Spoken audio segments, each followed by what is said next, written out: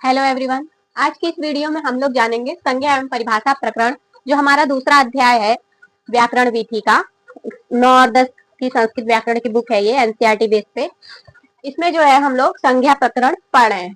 तो हम लोग जो है आगम, आदेश, टी संज्ञा और उपदा संज्ञा पढ़ चुके हैं। आज क्या जानेंगे? पद संज्ञा। पद संज्ञा किसे कहते हैं? तो जैसे आगम है, आगम में क्या होता है कि दो वर्णों के बीच तीसरा वर्ण आता है, लेकिन बिना किसी हटाए को। जैसे आगम में दो वर्णों या दो शब्दों को भी कह सकते हैं, दो शब्दों के बीच जब नया वर्ण आए, नया वर्ण या तीसरा वर्ण भी कह सकते हैं, वर्ण आए और किसी को हटाए ना, और किसी को हटाए ना, तो उसे हम क्या कहते हैं? उसे हम आगम कहते हैं। क्या कहते हैं?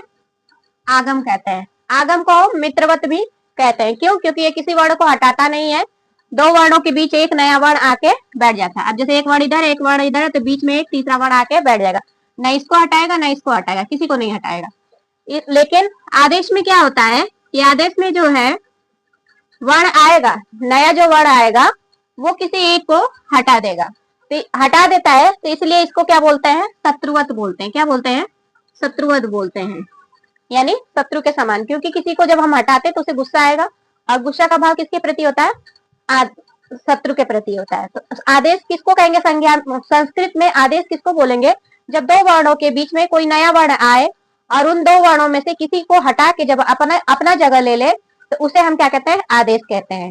ऐसे ही हमारा उपदा है। उपदा में क्या है?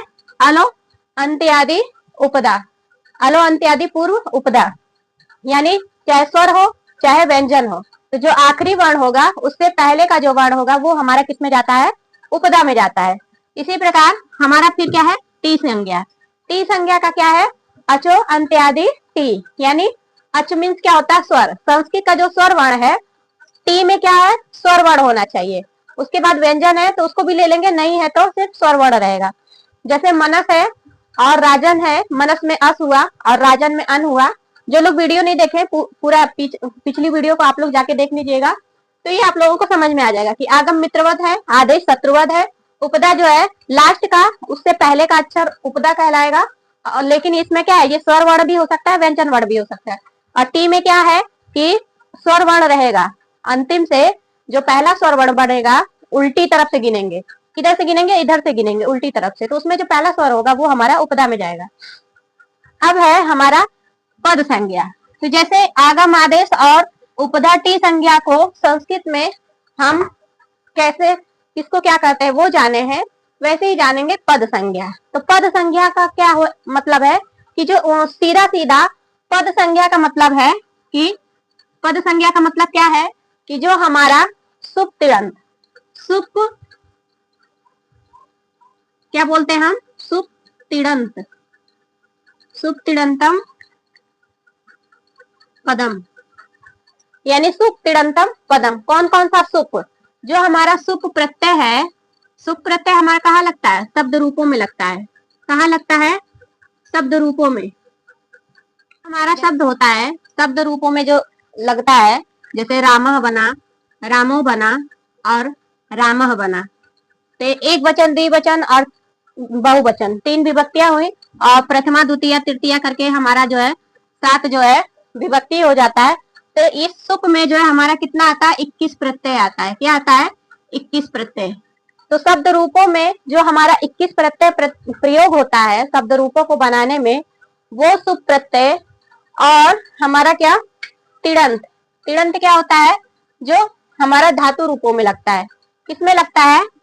यहाँ पे तिड़ किसको बोला गया है?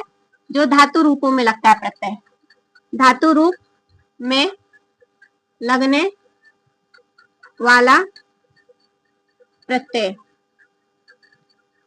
शब्द रूपों में लगेगा तो उसको क्या बोलेंगे? सुप बोलेंगे। और धातु रूपों में लगने वाला प्रत्यय क्या कहलाएगा? तिड़ कहलाएगा। और ये धातु रूपों में लगने वाला प्रत्यय क्या, कितने होते हैं? 18 होते हैं। जैसे सुप प्रत्यय 21 होते हैं, वैसे ही तिड़ प्रत्यय हमारे कितने होते हैं? 18 होते हैं, जिसमें हमारा 9 जो है परस्मय पदी का होता है और प्लस 9 हमारा आत्मनेय पदी का होता है। हमारे संस्कृत में जो धातुएं हैं तीन प्रकार हैं, परस्मय पदी, आत्मनेय पदी और उभय पदी। तो उभय पदी में कौन सी आएंगी? वो आएंगी जिनका रूप जो है परस्मय पदी में भी बनता है और आत्मनेय पदी में भी बनता है। तो कहने का मतलब यही है कि पद हम किसको कहेंगे? पद हम उन शब्दों को कहेंगे जहां पे हमें शब्द रूपों को बनाने के लिए जो 21 प्रत्यय प्रयोग होते हैं, और जो तिड़ यानी जो हमारा आत्मनेय पदी और परस्मय पदी का 9 प्रत्यय है, 18 प्रत्यय, वही हमारा क्या है? क्या कहलाता है? पद कहलाता है।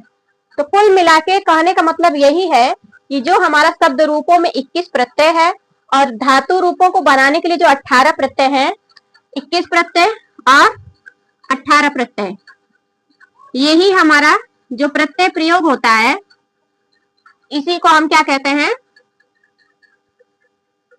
इसी को हम संस्कृत में कौन सी संज्ञा दे दिए हैं? पद संज्ञा दे दिए, पद संज्ञा कहते हैं।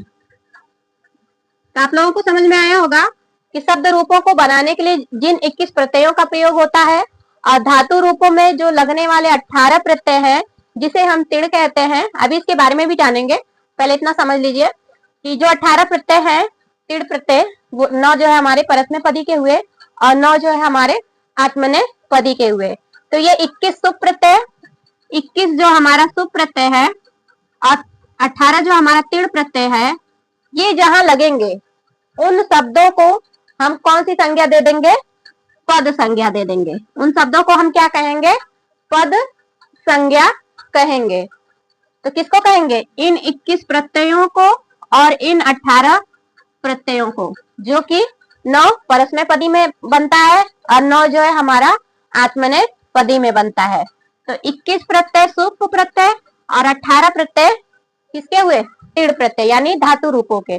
तो शब्द रूपों और धातु रूपों में जो लगने वाला प्रत्यय है, उससे जो शब्द बनता है, शब्दों के पीछे लग के जो नया शब्द बनाते हैं, उसी को हम संस्कृत में पद संज्ञा नाम दे दिए हैं। तो आप लोगों को इतनी बात समझ में आ गई होगी कि जो हमारा शब्द रूपों में 21 प्रत्यय लगता है वो, और जो धातु रूपों में 18 प्रत्यय लगता है वो, जिन शब्दों के पीछे लगेंगे, संस्कृत में जो है जब तक ये सुप प्रत्यय और तिड़ प्रत्यय नहीं लगेंगे तो कोई भी शब्द जो है मान्य नहीं होगा, वो पद नहीं कहलाएगा। जब उसमें 21 प्रत्यय जुड़ा रहेगा या फिर हमारा तिड़ प्रत्यय लगा रहेगा, तभी हम उस शब्द को क्या नाम देंगे? पद संज्ञा नाम देंगे। अब जान लेते हैं कि 21 प्रत्यय कौन कौन से होते हैं। अब 21 प्रत्यय कैसे आए? 21 प्रत्यय हमारा आया, यहाँ पे ऐसे लिख कर लीजिए, सुप प्लस तिड़ बराबर क्या? पदम या पद संज्ञा। यानी सुप कितने हैं? 21 प्रत्यय सुप के और 18 प्रत्यय तिड़ के, यही क्या हमारा कहलाएंगे? पद संज्ञा कहलाएगा। तो जिन शब्दों में सुप या तिड़ प्रत्यय, दोनों प्रत्यय, चाहे सुप हो चाहे तिड़ प्रत्यय हो, जिन शब्दों में सुप या तिड़ प्रत्यय लगा हो, उसे ही संस्कृत की भाषा में, किसकी भाषा में? संस्कृत की भाषा में क्या कहते हैं? पद संज्ञा कहते हैं। पद संज्ञा कहते हैं। इतनी बात आप लोगों को समझ गया। सुप तिड़ंतम पदम को जो हम टुकड़ों में करेंगे तो एक शब्द हमारा निकल के आएगा सुप, दूसरा आएगा तिड़ आएगा, और दोनों सुप हमारे प्रत्यय कितने हैं? 21, और ये सुप प्रत्यय किसमें लगते हैं? शब्द रूपों में लगते हैं। और ये जो तिड़ प्रत्यय है किसमें लगते हैं? धातु रूपों में लगते हैं। 21 और ये 18 प्रत्यय जिनमें लगेंगे, जिन शब्दों में लगेंगे, उन्हीं को हम क्या कहते हैं? पद संज्ञा कहते हैं।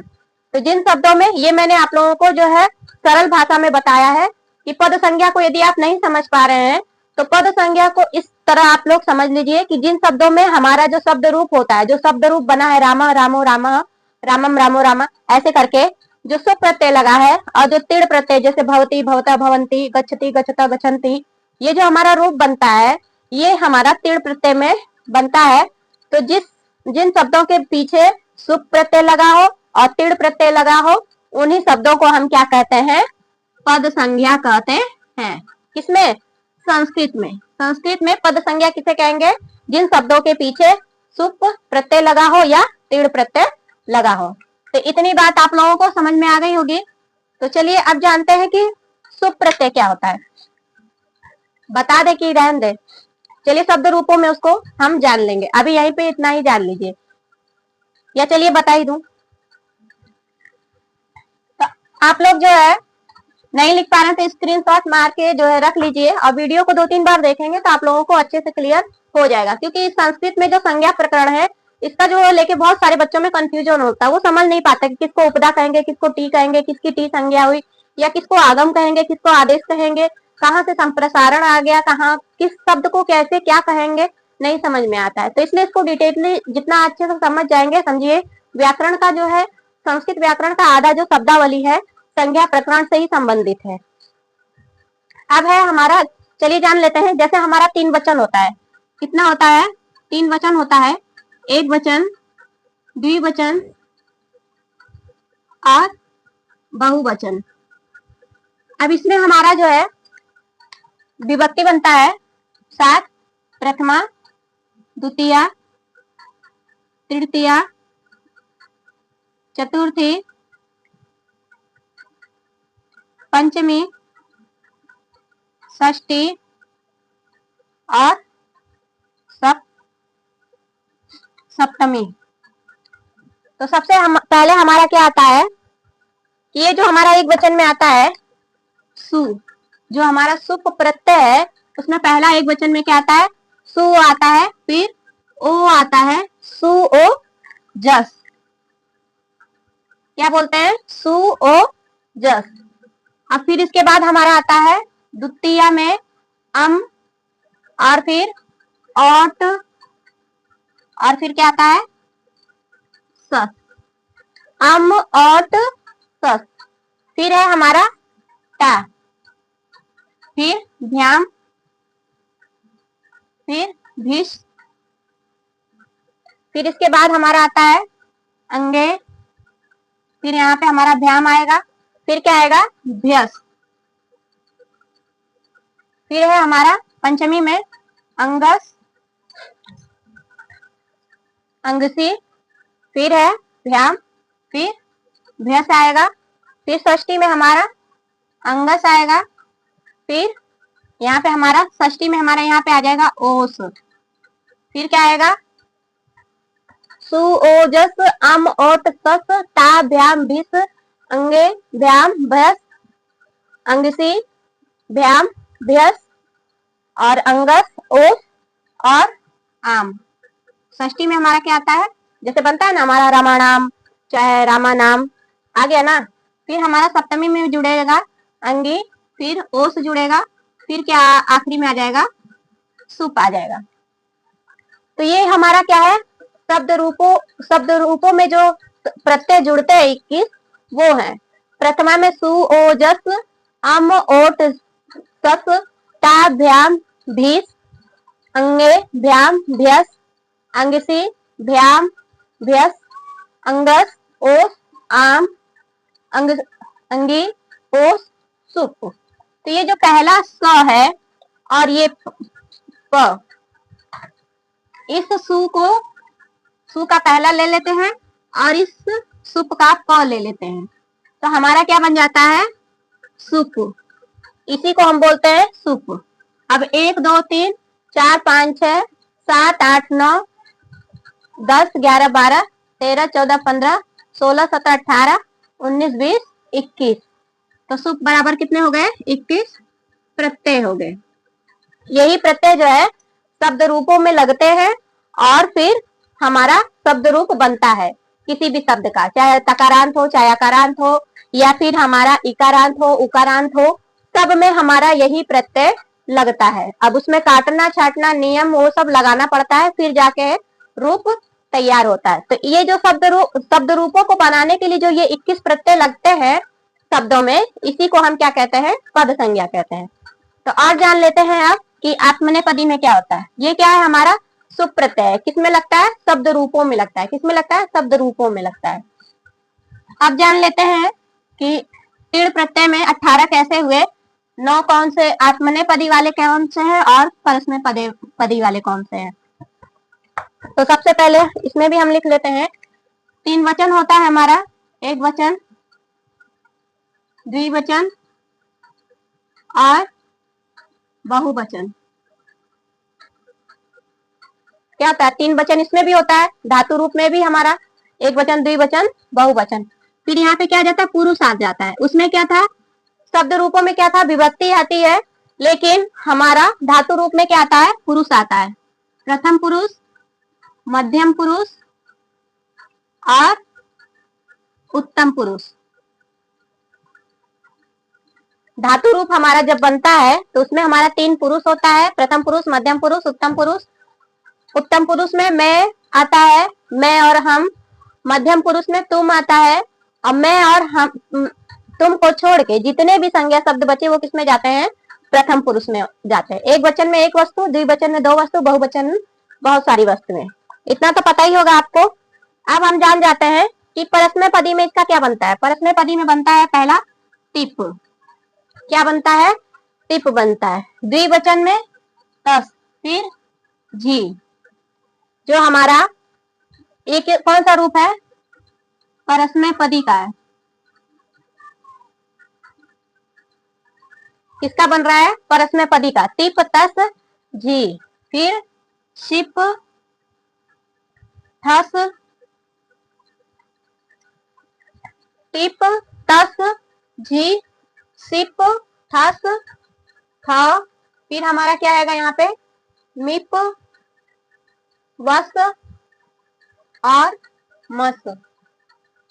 मिप वस मस, ये किसका रूप है? हमारा परस्मैपदी धातुओं में जो हमारा प्रत्यय लगता है 9 है ना, 1 2 3 4 5 6 7 8 9, ये हमारा किसका है? परस्मैपदी का है।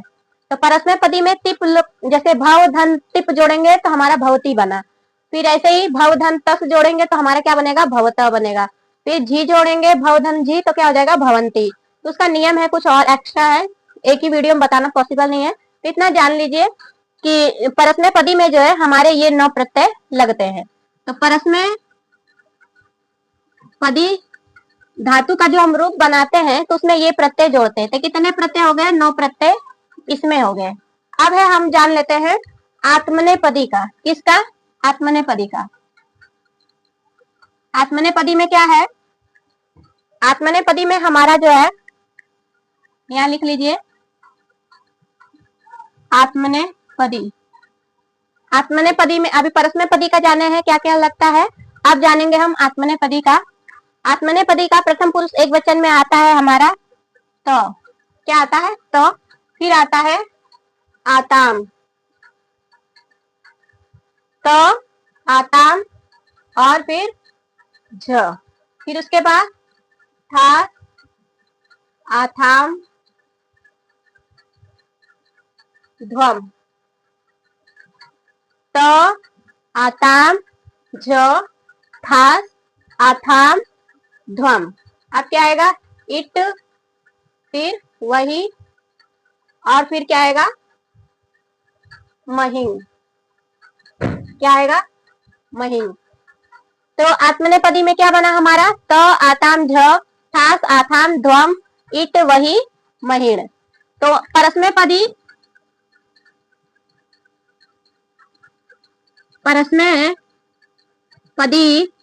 में जो हमारा पहला था ती, क्या था? ती। और आत्मनेपदी का हमारा ये बचा महिण। तो इसका जो है लास्ट वाला जुड़ेगा तो बन जाएगा हमारा तीर्ण प्रत्यय। क्या हो जाएगा? तीर्ण प्रत्यय। तो परस्मैपदी का पहला जो है ती, और आत्मनेपदी का ये वाला क्या हो जाएगा, तिड़ प्रत्यय। तो जहां पे हमारा जो जो जो शब्द रूपों में किस प्रत्यय लगा है वो, और आत्मनेपदी और परस्मैपदी का जो हमारा प्रत्यय बना है वो क्या कहलाया, तिड़ प्रत्यय। तो जिन शब्दों में हमारा 21 प्रत्यय सुप का सुप शब्द रूप वाला व 18 प्रत्यय तिड़ धातु रूप वाला लगेगा, उसे ही पद संज्ञा कहते हैं। ठीक है, तो आई होप आप लोगों को पद संज्ञा किसे कहते हैं समझ में आ गया। संस्कृत में जिन शब्दों में शब्द रूपों को बनाने के लिए जो 21 प्रत्यय जुड़ता है और जो धातु रूपों को बनाने के लिए तिड़ प्रत्यय 18 जुड़ते हैं, वही हमारा संस्कृत में पद संज्ञा कहलाता है। तो संस्कृत में बिना जो है इन 21 प्रत्यय और 18 प्रत्ययों को लगाए बिना जो है कोई शब्द जो है पद नहीं बन सकता है। तो आई होप आप लोगों को वीडियो समझ में आ गया होगा। तो मिलते हैं अगली वीडियो में, तब तक के लिए धन्यवाद।